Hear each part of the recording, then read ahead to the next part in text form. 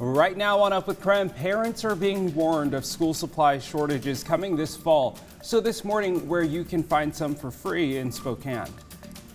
Washington hospitals are taking precautionary measures to stop the spread of COVID-19. Nicole Hernandez is live with the details. We're talking everything from wildfire smoke to temps up near 100 degrees in your forecast.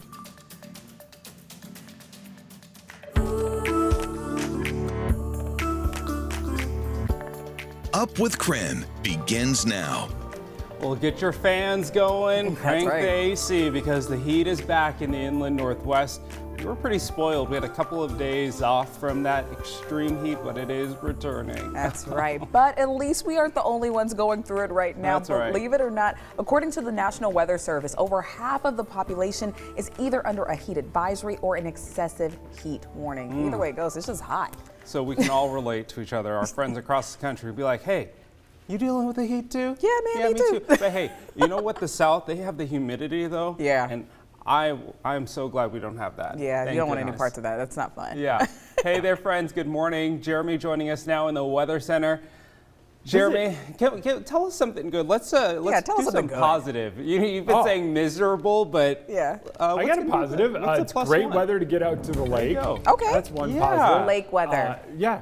Overnight, the skies are going to be clear and it's going to be warm. You don't even need a blanket if you're heading out to watch the Perseid meteor shower.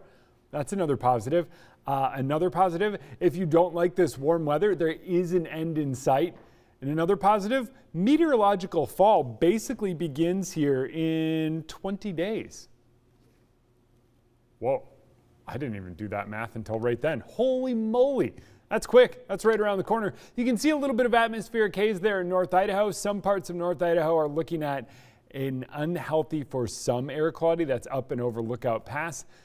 And for now, it looks like most of the region is either good or moderate in terms of air quality. That's where we sit here in Spokane. So that's a bit of good news. And temperatures are still rather mild as we kick things off this morning. We are hanging out in the upper 60s in Spokane and Coeur d'Alene, near 60 in Sandpoint. Oh, Sandpoint's 59 looks so lovely. 72 in Wenatchee and 65 in Moses Lake. We have that excessive heat warning in place because temperatures are going to be hot the next few days, Tim.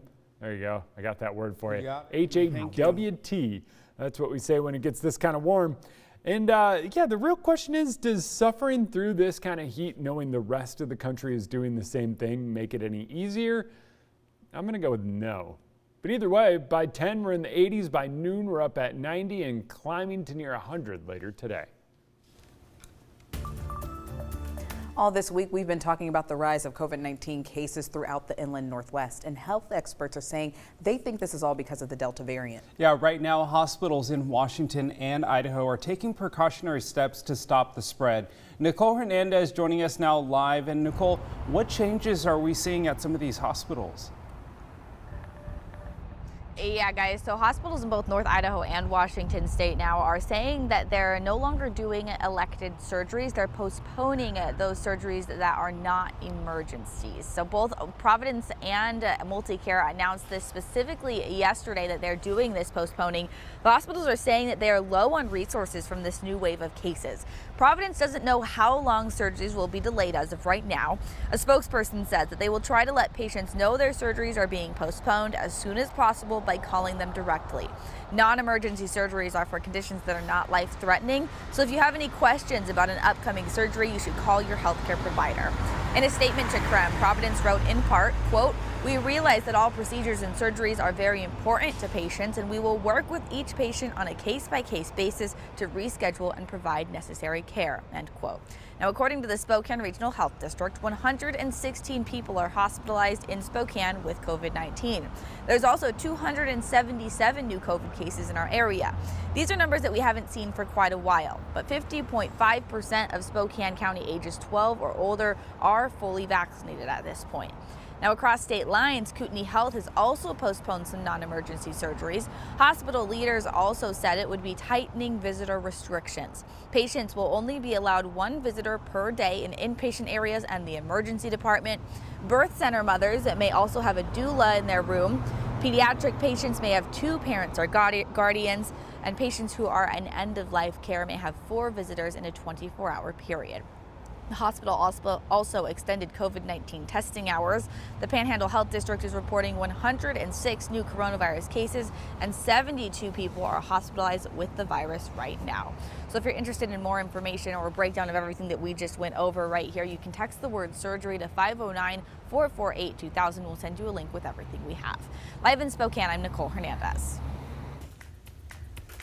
After the break, students are in need of school supplies as they head back to campus, but there are supply shortages across the country, making it even harder on families struggling financially.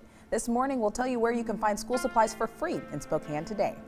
And a new community garden is making it possible to grow your own fruits and veggies, even if you don't have a yard.